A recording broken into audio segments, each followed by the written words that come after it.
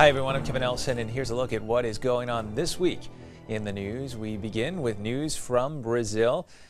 To begin his 5 days of World Youth Day events, Pope Francis visited the Basilica of the National Shrine of Our Lady of Aparecida on July 24th.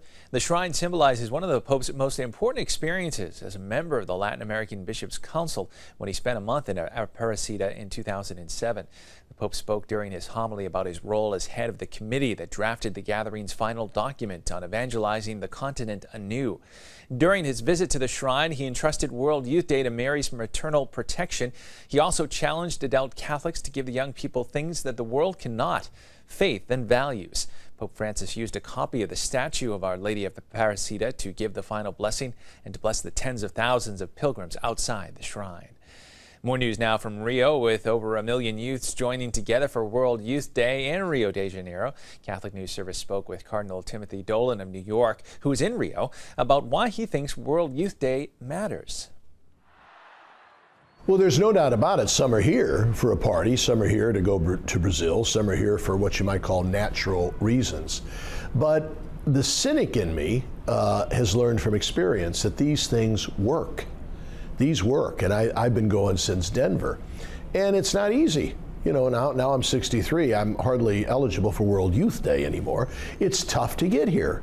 It's costly to get here. It's exhausting to be here. There's a lot of work, okay? Part of me would rather be on the Hamptons. But these babies are worth it. These events work. Blessed John Paul II was a genius. He knew that our faith needs company.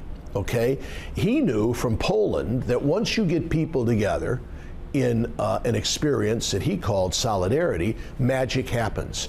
And that happens at World Youth Day. Young people who are often tempted to think that they're the only ones in the office, are the only ones on campus, are the only ones on the block that happen to believe in the Bible, go to church, pray, try their best to live up to the commandments and the Beatitudes, as well aware as they are of their own imperfections, sins, and struggle. They're often tempted to think they're all by themselves. And all of a sudden, the I is transformed into a we at World Youth Day, and magic happens. Now, you look at this where we're at right now in Copacabana, you know what happens here at Carnival, at Mardi Gras, the day before Ash Wednesday. The week before Ash Wednesday, this is Sodom and Gomorrah. All right, this is drunkenness and immorality. This is now transformed into joy, music, friendship, prayer, camaraderie, faith. This is transformation that is happening on a world stage that is known usually for debauchery. Now that's a powerful message, Frank, and our young people pick that up. Are some people here for purposes that might be less than supernatural? Yes.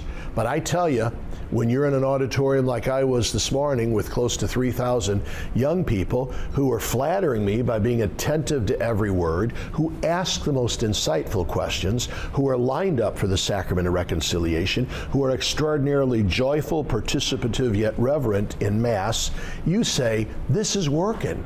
There's something mystical here. So it works. In news from around the world, a train crash in Santiago de Compostela, Spain, has left at least 80 dead and more than 100 injured. In a telegram, Pope Francis told Archbishop Julian Barrio of Santiago de Compostela that he was praying for the victims, and he expressed his spiritual closeness to those suffering. Included among the dead was Ana Maria Cordoba, a benefits specialist for Virginia's Arlington Diocese. She was traveling with her husband Felipe and daughter Christina, a senior at Bishop O'Connell High School in Arlington. Felipe and Christina Cordoba were listed in stable condition at a local hospital. In news from around the country, the Philadelphia's Medical Examiner's Office has denied requests from Archbishop Charles Chaput and Priest for Life founder Father Frank Pavone to bury 47 fetuses killed at the Women's Medical Society led by abortion doctor Kermit Gosnell. The remains has been held as evidence during the trial. Gosnell was convicted of the murder of 3 babies born alive in his clinic. He's serving a life sentence without possibility of parole. Even before the trial began, Archbishop Chaput offered to bury the remains of the aborted babies in an archdiocesan cemetery at the trial's conclusion. Back to Rio now. Along with over 1 million young people in Rio are priests, bishops, and cardinals. Catholic News Service spoke with Bishop James Conley of Lincoln, Nebraska, who talks about the volatile political climate in Brazil and how young people are making an impact. Young people play a very vital role in the church. They're not just waiting to become adults, and they already play an important part in the church.